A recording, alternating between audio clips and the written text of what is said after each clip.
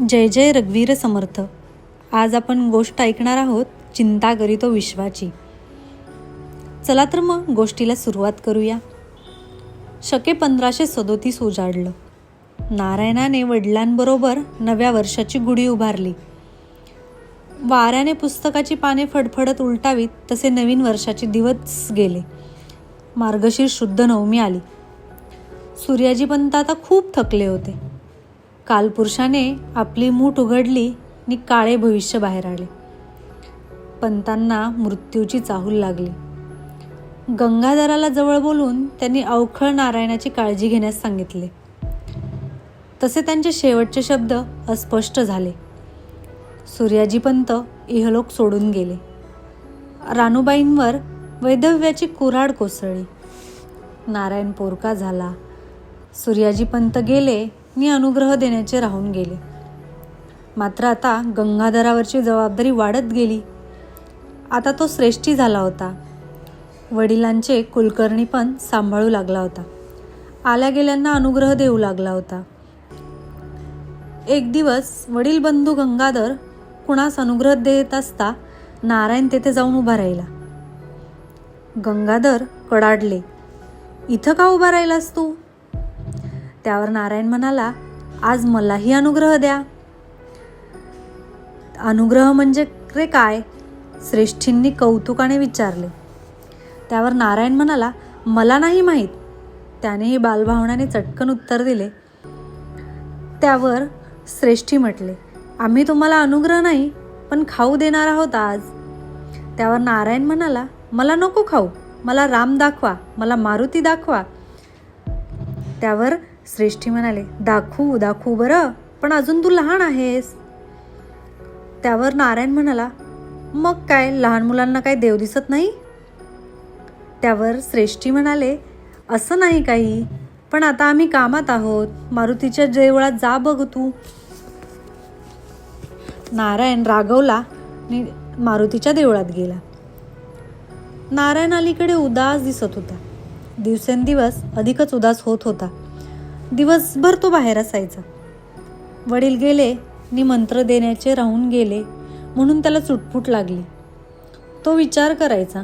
दिवसभर बाहेरच असायचा. पोराकडे पाहून रानूबाईंच्या पोटात तुटायचे. एक दिवस नारायणाला जवळून घेऊन त्या म्हणाल्या, नारायणा. त्यावर नारायण म्हणाला, काय गाई? त्यावेळी आई म्हणाली, गंगाधर तुझ्यापेक्षा 3 वर्षांनी मोठा. कुलकर्णीपणाचे काम त्याला पाहावे लागते. घरकामात तूही थोडं लक्ष घालत जा. आपल्या प्रपंचाची थोडी तरी काळजी घ्यावी बाळा. त्यावर नारायण म्हणाला, आता घेईन हो मी काळजी. त्यावर आई म्हणाली, शहाणा आहे माझं बाळ. नारायण निघून गेला आणि रानूबाईंनी सुस्कारा सोडला. पण संध्याकाळ झाली तरी हे शहाणे बाळ काही घरी आले नाही. घरात सगळीकडे शोधाशोध सुरू झाली. श्रेष्ठी शोधू लागले. रानूबाई शोधू लागल्या. रानूबाईंना वाटले, सकाळी आपण नारायणाला बोललो त्याचा त्याला राग तर नाही ना आला, म्हणून त्या नारायणा, अरे नारायणा. रानूबाई आर्ततेने हाका मारू लागल्या. ती आर्त हाक संध्याकाळचा काळोख कापीत अडगळीच्या खोलीत गेली. नारायणा, अरे नारायणा, कुठे आहेस रे तू? त्यावर नारायण म्हणाला, आई हा बघ मी इथंच आहे. आवाजाच्या रोखनं रानूबाई खोलीत गेल्या. नारायण अडगळीच्या खोलीत ध्यानस्थ बसलेला होता. त्याच्या डोक्याला जाळी जळमट चिटकलेली होती. आईने काळजी करायला सांगितले होते प्रपंचाची, आणि नारायण अडगळीच्या खोलीत काळजी करत बसला होता विश्वाची. त्याचा अवतार पाहून रानूबाई हसल्या आणि कौतुकाने त्यांनी विचारले, इथे रे काय करत होतास तू नारायणा? त्यावर नारायण म्हणाला, आई चिंता करीत होतो विश्वाची. रानूबाई म्हणाल्या, काय म्हणालास? चिंता करीत होतो विश्वाची? विश्वाची? हो विश्वाची. त्यावर रानूबाई म्हणाल्या, कुणी सांगितले रे तुला हा उद्योग? त्यावर नारायण म्हणाला, आई तूच सांगितलंस ना. त्यावर रानूबाई म्हणाल्या, पुरे पुरे, चल आता दिवे लागणी झाली.